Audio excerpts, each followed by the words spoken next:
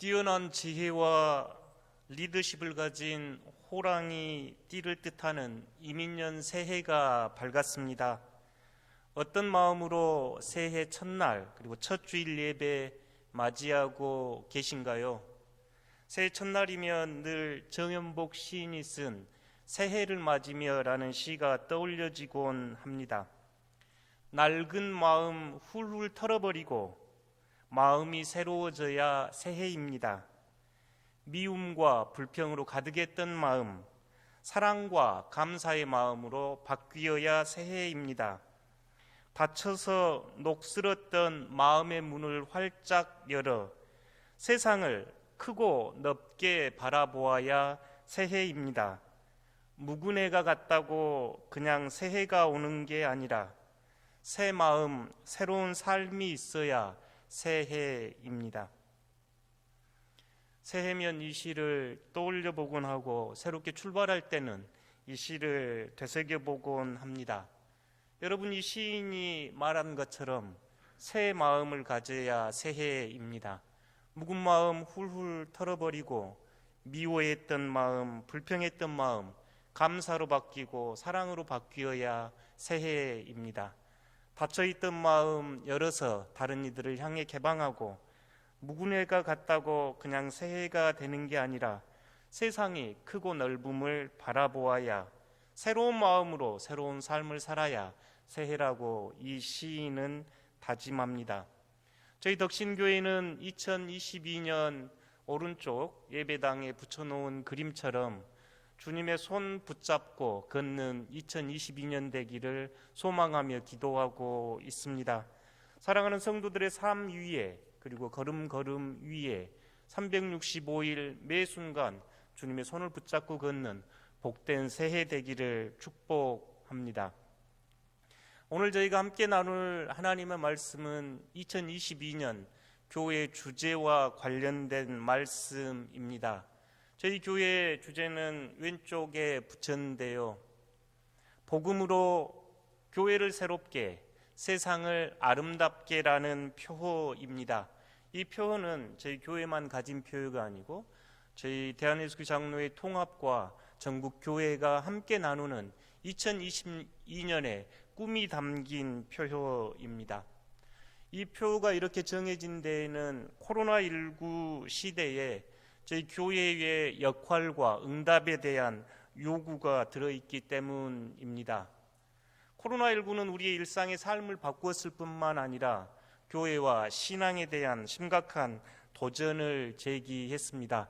특별히 이 주제 표현은 교회가 이제 사회적인 책임을 다하는 공공성을 회복하라는 소망이 담겨있는 표어입니다. 저희가 말씀 세 곳을 읽었는데요. 다시 한번 보기 원합니다. 마가복음 1장 15절입니다. 함께 읽겠습니다. 이르시되 때가 찼고 하나님의 나라가 가까이 왔으니 회개하고 복음을 믿으라 하시더라. 아멘.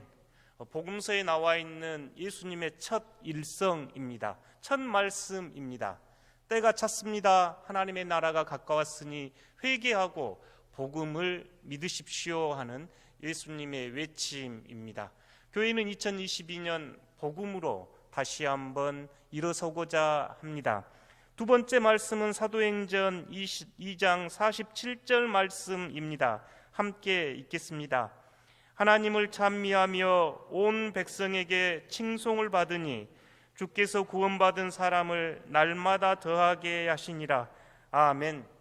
이 사도행전 2장은 초대교회가 칭송받는 교회, 교인들뿐만 아니라 사회와 교회 밖의 모든 이들에게 칭송받는 교회임을 보여주며 이 시대에 우리 교회가 사회로부터 믿지 않는 이들로부터 칭찬받는 교회가 되기를 소망하는 소망이 담겨 있습니다. 세상으로부터 칭찬받는다는 것은 하나님 나라와 복음의 사역에 가장 중요한 초대교회의 모범이 되었습니다. 세 번째 말씀은 신명기 16장 11절입니다. 함께 읽겠습니다. 너와 내 자녀와 노비와 내 성중에 있는 레위인과 및 너희 중에 있는 객과 고아와 과부가 함께 내 하나님 여호와께서 자기의 이름을 두시려고 택하신 곳에서 내 하나님 여호와 앞에서 즐거워할지니라. 아멘. 신명기 16장은 구약이 나와 있는 3대 절기 중 하나인 7절에 모든 백성들이 함께 모여 하나님을 찬양하고 하나님 앞에서 기쁨을 나누는 축제의 모습입니다. 말씀에서 읽었습니다. 나와 내 가족뿐만 아니라 집 안에 있는 노비며 울타리 밖에 있는 객과 나그네와 고아와 그 사회에서 소외됐던 모든 사람들이 함께 여호와 하나님 앞에서 기뻐하며 잔치를 벌이라는 초대가 담겨 있는 말씀이지요.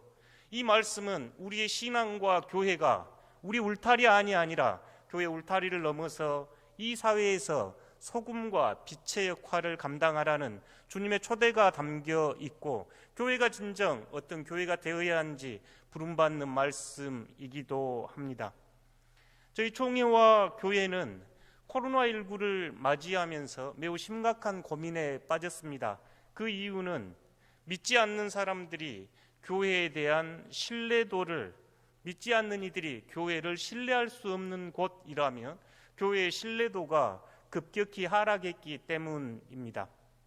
2020년 1월 한국교회에서 조사한 여론조사에서 그 당시에 약 32% 정도가 한국교회를 신뢰할 만합니다 하였습니다. 사실 그 수치도 굉장히 낮은 수치였는데, 코로나가 발발하고 1년 지난 후에 2021년 1월에 했던 조사에서는 10명 중 2명만 교회를 신뢰할 수 있습니다라고 응답을 했습니다. 신뢰할 수 없는 교회는 복음을 전파하는데 심각한 저해가 됩니다. 이렇게 급락한 이유는 무엇일까요? 여러분은 그 원인이 무엇이라 생각하십니까? 2021년 1월 장로의 신학대학에서 연구한 코로나19와 한국교회에 대한 연구에 나온 조사 결과입니다. 이 조사에는 목회자 300명, 개신교인 500명, 비개신교인 500명, 특별히 기자 102명도 참여시켰습니다. 기자들은 어떻게 교회를 바라보고 있고 어떻게 신앙인을 바라보고 있는지 평가해보고 싶었던 겁니다. 목회자, 또 성도들, 그리고 믿지 않는 사람들, 기자까지 이렇게 포함했습니다. 가장 왼쪽에 있는 질문은 방역을 위한 노력에 관한 질문입니다. 주황색과 파란색은 목회자들과 성도들의 대답입니다. 목회자 약 절반, 성도들 약 절반은 교회가 나름 방역에 최선을 다하고 있습니다라고 응답한 반면에, 믿지 않는 이들과 기자들은 형편없는 점수를 주었습니다. 두 번째 칼럼은 그 결과 교회가 공익적인 역할, 교회가 사회적인 역할을 제대로 하고 있는가 못하는가라는 질문에 응답자 대부분이 50% 이상 교회가 사회적인 역할, 공공적인 역할을 하지 못하고 있습니다라고 응답했습니다. 세 번째 칼럼은 저희에게 경각심을 불러일으켜 주는데요. 공공적인 기여를 하지 않으니 교회를 어떻게 보고 있습니까? 그리스도인 어떤 모습으로 비춰집니까? 할 때 믿지 않는 이들 78%가 교회는 이기적인 사람들입니다.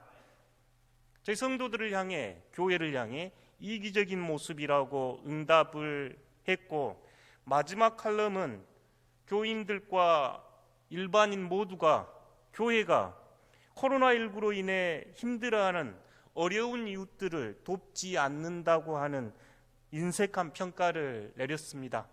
코로나19 시대에 교회가 이웃을 섬기고 돕습니까? 라는 질문에 믿지 않는 이들과 기자들은 아주 형편없는 점수를 먹였습니다.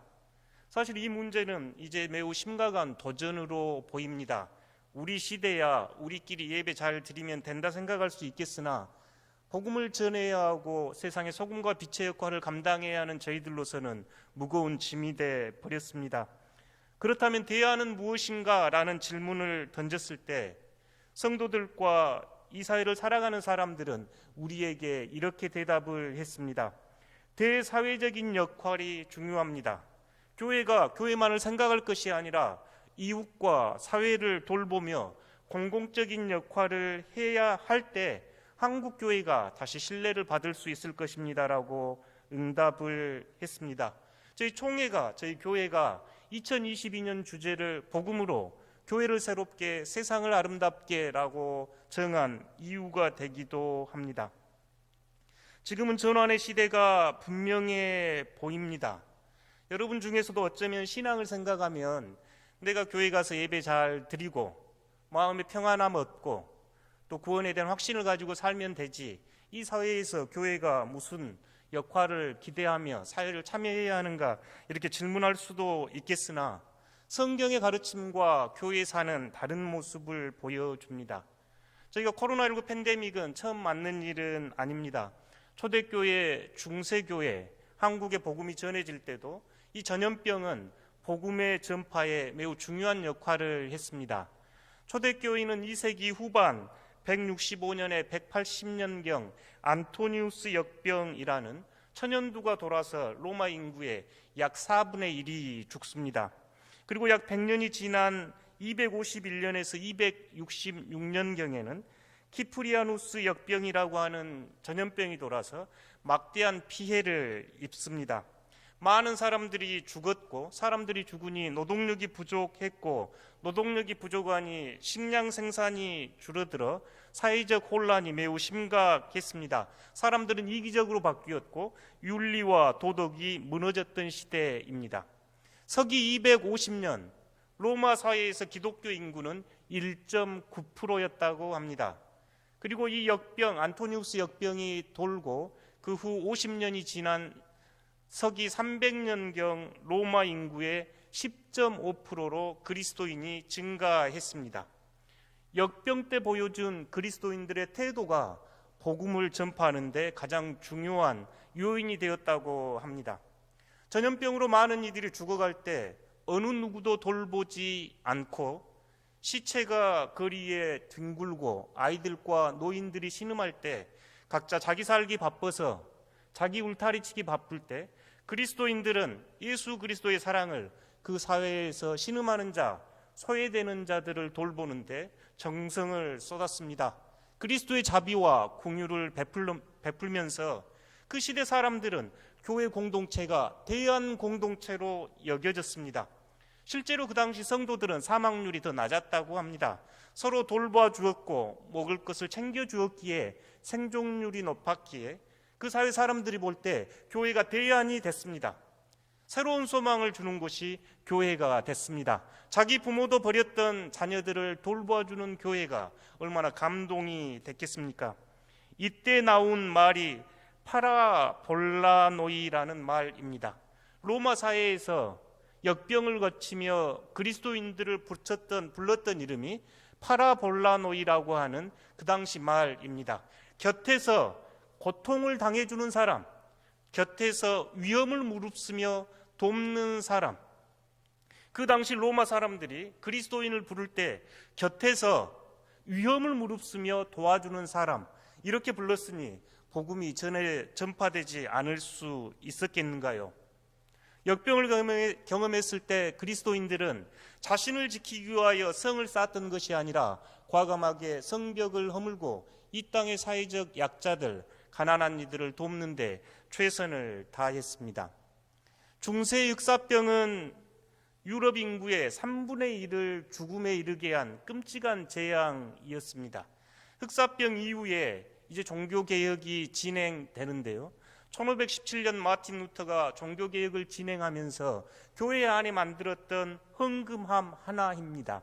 루터의 헌금함이라 불리는 저 헌금함을 열기 위해서는 열쇠가 3개 필요했는데요. 교회 목사님이 하나 가지고 있고 평신도 대표가 하나 가지고 있고 그 지역 사회의 대표가 가지고 있었습니다. 성도들은 헌금을 했고 저 함을 열 때는 교회와 목사와 평신도와 그 시민 대표가 함께 열 수 있는 열쇠가 3개 필요한 헌금함입니다. 저기에 헌금을 성도들은 했고 저 함을 열어서 소외되고 가난한 이들, 어느 누구도 돌보지 않는 이들, 그들을 교회는 돕기 시작했습니다. 지금도 디아코니아 사역 이러는데 섬김과 돌봄 사역이라고 합니다. 그 이야기를 할 때면 늘 독일이 모델이 되는데요. 그 모델의 효시가 바로 이 루터의 헌금함입니다. 종교개혁가들도 흑사병이라고 하는 팬데믹을 맞이했을 때 교회 안에 머물지 않고 과감하게 세상을 섬기며 가난한 이들, 아픈 이들을 돌봤습니다. 한국 교회도 마찬가지입니다. 19세기 후반 한국에 복음이 전해졌을 때 한국에도 콜레라, 이질 등이 매우 심각했습니다. 초기 선교사님들은 저희 한국인들에게 예방접종과 교육, 위생에 대한 안내 등을 하면서 사망률을 크게 떨어뜨렸고, 이를 고맙게 여겼던 그 당시 고종은 지금의 세문안교회에 헌금을 해서 바로 경복궁 앞에 세문안교회가 고종의 헌금으로 설립되기도 했습니다. 광주에 있는 양림교회나 기독병원은 광주 천변에 있었던 한센스병자들, 가난한 고아들, 거린들을 돌본 것으로 유명합니다. 초대교회부터 한국교회에 이르기까지 교회는 교회 안에 머물지 않고 이 사회를 섬기며 가난한 이들과 고아된 이들, 나그네, 객과 과부를 돌봤던 공공적인 교회, 사회적 기능과 역할을 다했던 교회입니다. 그때야 교회는 팬데믹으로 힘든 상황 속에서도 성도들이 증가했고 하나님 나라의 복음과 예수 그리스도의 길을 더욱 확신할 수 있게 됐습니다. 저희 한국교회와 덕신교회도 다시 한번 복음으로 교회를 새롭게, 세상을 아름답게 기도하는 시간이 됐습니다. 복음으로 하는 말을 다시 한번 깊이 새겨보면 고맙겠습니다. 지난 4년간 저희 덕신교회는 복음서 12독을 매우 권면하며 예수님을 더 친밀히 알아가고 예수님을 더 사랑하고 예수님을 더 가까이 따르자고 늘 기도하면서 여러분을 권면했습니다. 우리 시대에 진지하게 예수 그리스도를 받아들여야 합니다. 우리의 삶의 자리에서 예수 그리스도가 여전히 길이 되며 생명이 되며 소망과 진리가 됨을 이웃들이 알아야 합니다. 내 스스로 믿는 예수가 아니라 예수를 믿는 삶이 내 삶의 자리에서 나를 바꾸고 이 사회를 바꾸는 삶으로 열매 맺어야 합니다. 교회도 그렇습니다. 지난 10월 저희는 세상으로부터 듣는다 선교적 교회 특강을 진행했습니다. 특강이 진행된 후에도 박종성 하모니시스트가 했던 이야기가 늘 기억에 남습니다. 여러분 그때 참여하셨던 분 기억나지요? 이 조그만 하모니카, 볼품도 없어 보이고 문방구에서 파는 하모니카, 여러분 집에 가도 서랍 안에 한두 개쯤은 있는 그 하모니카, 세계적인 하모니시스트가 하모니카 이야기를 사람들에게 합니다. 그러면 그들이 묻다지요. 그거 애들이 부는 장난감 아니냐? 그게 어떻게 연주용 악기로 쓰이겠느냐? 그때 이 박종성 군은 말했습니다. 제가 이 하모니카가 아주 좋은 악기입니다. 아주 훌륭한 연주를 할 수 있습니다. 이렇게 이야기해도 세상 사람들 귀 기울이지 않습니다. 제가 할 일은 아름다운 연주를 해서 사람들을 감동시킬 때 사람들이 그 음악을 듣고 하모니카가 이렇게 아름다운 연주를 할 수 있구나 하고 감동할 때 내가 하모니카가 좋은 악기입니다라고 말하지 않아도 사람들이 하모니카를 훌륭한 악기로 받아줄 겁니다라고 한 이야기가 늘 기억에 남습니다. 박종성 그 군이 CD를 한 장 주고 가서 가끔 들어보는데요. 하모니카로 이렇게 아름다운 연주를 할 수 있구나 하고 새삼 감동합니다. 우리 시대 교회에 대한 도전입니다. 저희 교인들끼리는 교회가 아름답고 좋고 사랑스럽습니다. 자랑할 만합니다. 우리 교회 좋은 교회입니다. 우리 교회 훌륭한 교회입니다. 우리끼리 이야기할 수 있지만 하나님 나라와 복음이 아름답게 펼쳐지고 세상에 감동을 주는 교회가 되어야 합니다. 그런 면에서 덕신교회 성도들에게 참으로 감사드립니다. 제가 연말 결산을 하면서 이렇게 보았더니 전체 예산에서 가장 증가된 부분이 선교비와 사회위원회, 이웃 돌봄에 관한 비용들이었습니다. 저희 교회는 부족했지만 이웃을 섬기기 위해 선교지를 위해 최선을 다한 아름다운 교회라 여겨집니다. 교회는 복음 위에서 가난한 자들, 사회적인 약자들을 돕는 일에 늘 관심을 기울여야 합니다. 세 번째 주제가 세상을 아름답게입니다. 코로나19 시대에 가장 많이 접한 뉴스와 이야기가 기후위기, 생태위기, 자주 듣습니다. 매주 매스컴을 통해서 듣고 국가나 기업의 가장 중요한 아젠다가 기후위기 시대에 정부는 어떻게 응답을 하고 각 기업은 어떻게 응답할 건가가 최상위 아젠다입니다.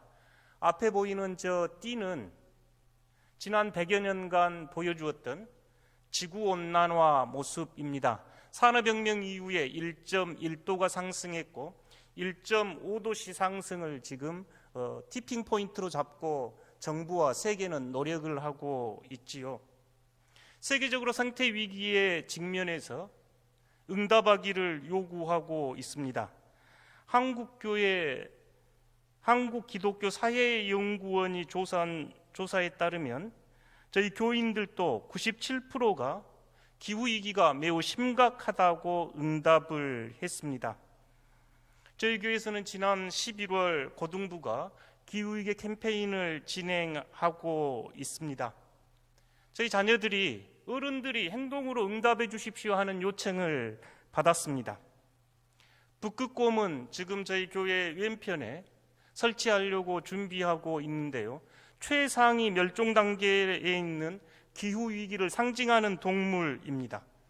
북극 빙하가 사라지면 북극곰들이 사라질 것이라는 재난을 예고하고 있습니다. 어떤 조사에 따르면 앞으로 15년 안에 북극곰이 모두 북극의 빙하가 사라질 것이라고 이야기합니다.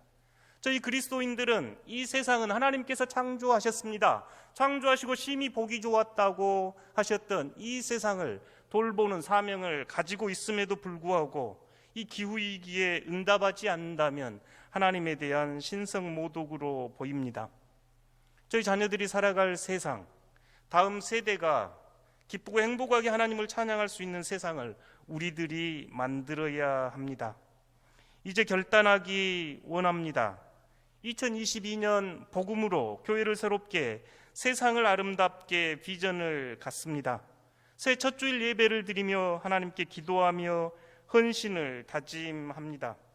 세상 사람들도 저희와 똑같이 새해가 되면 새로운 목표를 갖습니다.